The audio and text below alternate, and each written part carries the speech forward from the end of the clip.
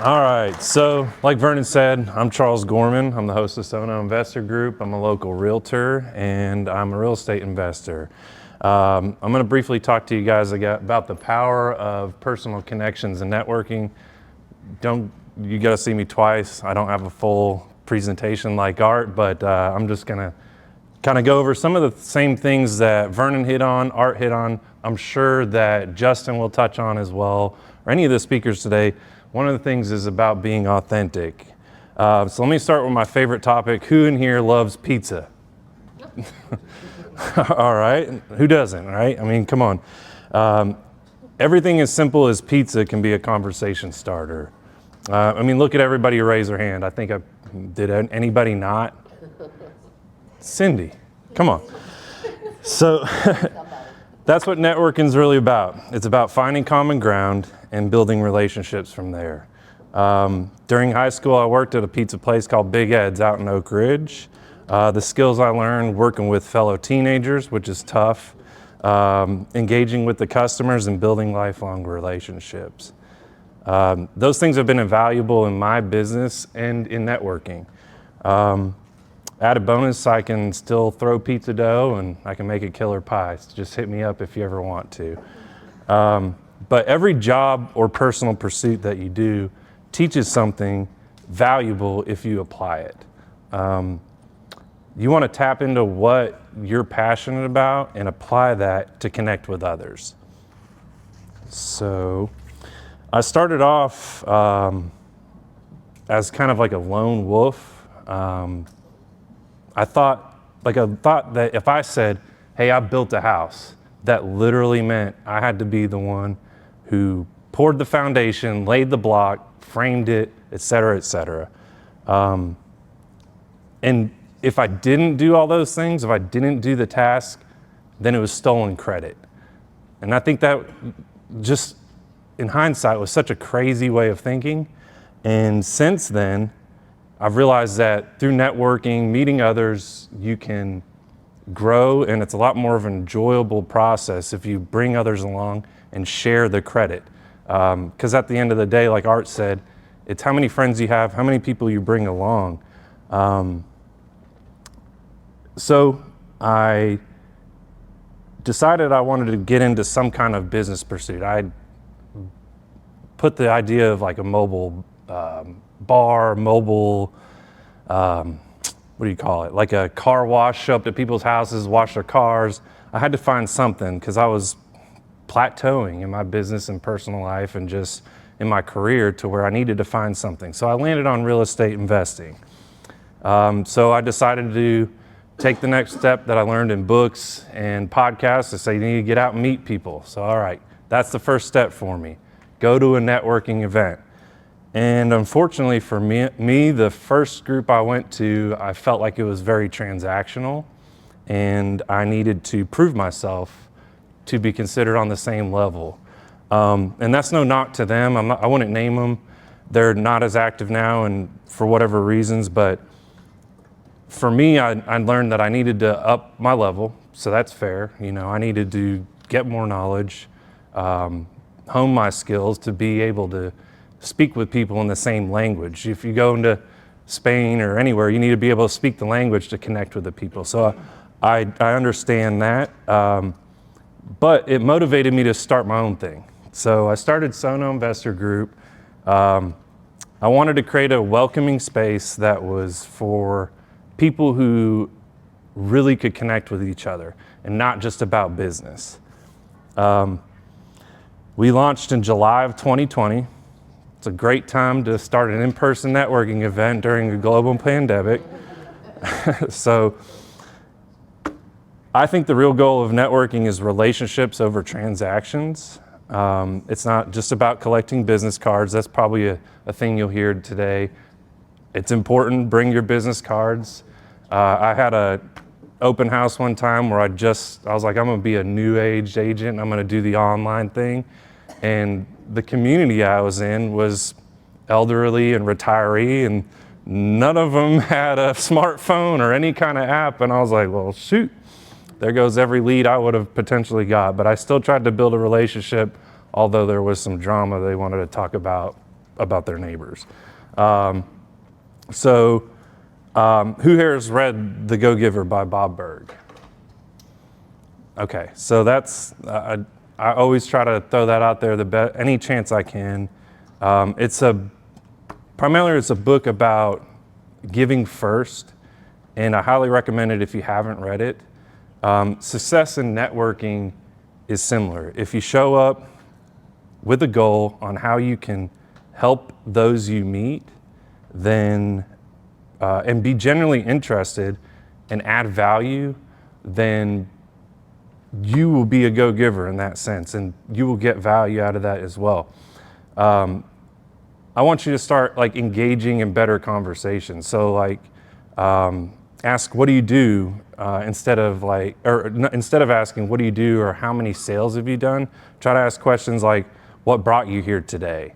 What is the ideal person you'd love to meet? I know Justin's asked that question to me, or I try to do that as well, being a host. You could be a host inside of the networking groups that you go to as well. And for me, that's something that I leaned on really heavily. Is I didn't know anything. I wasn't an expert. So I knew I could be a helper. I can help connect people. So if you have some insecurities, or not to point you out, BJ, but like you said, hey, how do I break the ice, or how do I not say something wrong? Just be a helper. Be somebody who can connect others, who can that's what we're here for. We're here to connect. And I want to meet every one of you if I haven't. I've met a lot of you, but, and remember, everybody has value. Isn't it just about connecting up? I love that Vernon mentioned that you want to be tactical, and you want to have a plan, because otherwise we're just floating around. We don't have systems in place. We're just not doing anything. I struggle with that.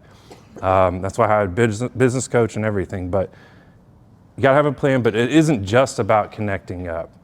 Meeting someone who's new to business can be just as beneficial to you as meeting somebody who's on the umpteenth level.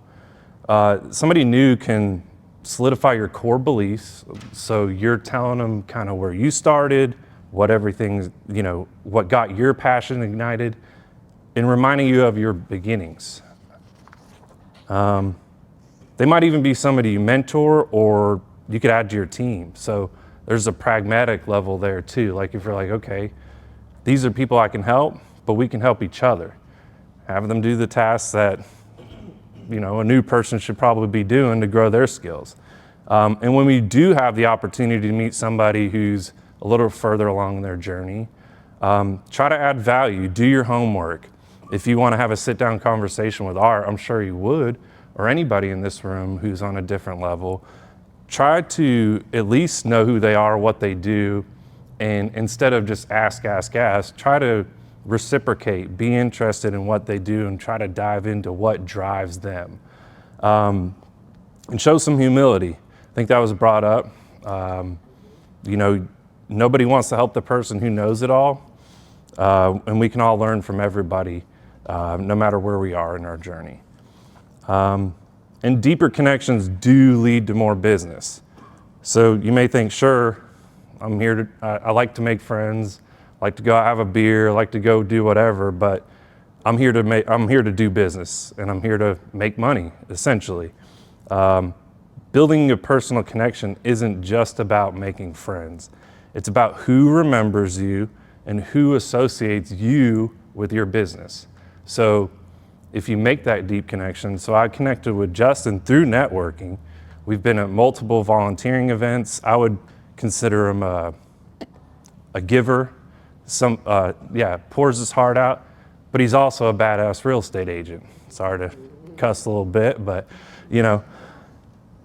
those are, in Vernon, he was a pastor before he got into this line of things. I try to connect, and I encourage you to do the same. Connect people with who they are deeply, and then you'll associate their business. It's easier to remember them. And then the Maya Angelou, you might not remember what people said or did, but you always remember how they made you feel. That's my go-to, and if you ever hear me say it, it's not cliche, but I say it when I forget their name. I say, I forgot your name, but I remember you made me feel nice the last time I saw you. And then try to meet with people outside of business events. So again, like volunteering, invite people to go to a music venue or a church event or something. And along with that, try to be open when people invite you to those things. So you might get out of your comfort zone, or it might not be your jam, but there's an opportunity there. We're tying it back to being pragmatic in your business. You're gonna meet people that you never would have met in a formal networking event. A lot of us hit the same circles. That's why we know each other here locally. We got to either go to Nashville or go to Murfreesboro or go somewhere to meet people outside of our direct circle that do the business we do. The easiest way to grow your sphere is to do things that have nothing to do with business, like nothing. So I encourage you to either be an inviter or be open to being invited to things like that. There is an emotional side to networking. I mean, why do people really network? Obviously to grow their business, but they have deeper motivations. So a lot of us work with real estate investors. People think that's just a numbers game or whatever their motivation is. It's always going to be some kind of an emotional draw. Either it's financial security they're looking for, financial freedom, impact, legacy. These are all emotional drivers for people that got them into business or doing a networking event anyways. You guys are here on a Saturday. Like, I got better things to do on a Saturday than just like wasting my time. So we're here for a goal. We've got motivations. We've got things that drive us in these directions. And when you're asking questions, try to ask people like, what inspired you to start your business? What's your biggest goal right now? I mean, not just in business, like what's your biggest goal? Is it to lose 10 pounds? Is it to do a triathlon? Like, and what is something you're passionate about outside? Or do you like to make pottery? Do you like to, I go snowboarding and pizza, that's my thing. When you tap into what drives people, your conversation becomes more meaningful. So tying it back to the networking side of things, you have a very short time, and you got speed networking. That one, I need to go to that because it's going to be way out of my comfort zone. I encourage people to make the deep connection, and you got to do it in a quick way. So trying to find out a common ground and just working on that and growing it over time. But you have to care first. I mean, if you don't care, why are you here? You have to actually give a crap. The best networkers. Why are deep connections important to you, Charles? I've never seen you do it. If business is not like the first, second, or third thing, however you're thinking about. So why are deep connections important to you? Deep connections are important to me because that fulfills my life. It's the reason I host a networking group is it's cathartic for me to be a host. Me being a little bit taller, Vernon was saying, I think I've internalized, I've been doing it long enough, I've done a lot of introspection and everything of why I host and all that. In the matchmaking, I'm like, it's like I'm playing a little chess. It's like, I know Vernon and I met this person new and I know they haven't met. I kind of want to just mix them around a little bit, draw people over. But for me, that's what enriches my life, that and nature and spirituality, just in that sense, as far as connecting with nature and stuff. So people first, nature and everything like that. But yeah, great question. Again, I'm excited to hear your talk later because you always ask really thoughtful questions. But also finding the right networking space is important. So it's really difficult to make a deep connection with people. Like, speed networking sounds great, but it might not be your jam, and that's okay too. There's gonna be something else out there, whether it's at a coffee shop during the mornings or it's a young professional mixer or even a church-based group. There's always something out there that you could find or create your own. I'm a believer if you do any kind of art or anything you do, if you like it, somebody else probably will too. They got the weirdest music out there. And you go to the Pilot Light, you can see some of the most progressive, wildest things, and there's always a crowd of people who are drawn to it. And if you just invite people, I encourage you to start your own. If you just feel like, hey, I'm a great host, I'd love to play the little matchmaker thing, I'd love to connect people, or I'm not getting it from any of the local groups that I have. I mean, Megan, her brand is top tier, everything put together. I could see some, like a rooftop networking event where it's a black tie only, you know? We don't have that in Knoxville yet. So that sounds like something somebody might be drawn towards, and the people who are drawn towards that are gonna show up if you're consistent. I think consistency will be hit on a few times, but building a network, meeting people, building that relationship isn't just a one-time thing. Neither is working out, learning a language, or building anything. It takes consistent effort. Brenda and I have a great relationship through networking, but it wasn't just the first time. We connected, but you catch up. You said how you get caught with people.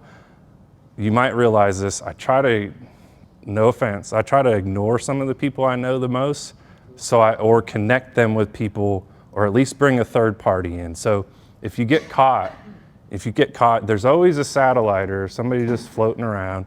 Just try to bring them in. You know, you're catching up, you're talking about your kids, you're talking about your church. You've already built the deep relationship. Continue that, but bring somebody else in. See how that can segue into their life and make them better. And wrapping up, some final takeaways would be, obviously, one real relationship's worth in handing out a bunch of cards or getting cards. You actually like action. You have to do something with those cards. Put them in your phone, call them, do work.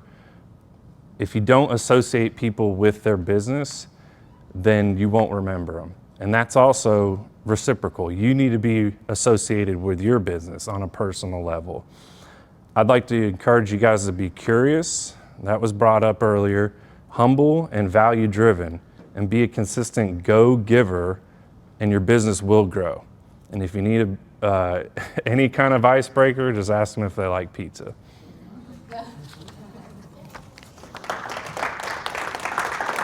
Thanks, Charles. There's how you connect with Charles right there. Lunch is being presented back here to us. We have coffee readers, so we'll have a sweetie. But sorry guys, right in front of where I told y'all to stand. But if you do not know Charles,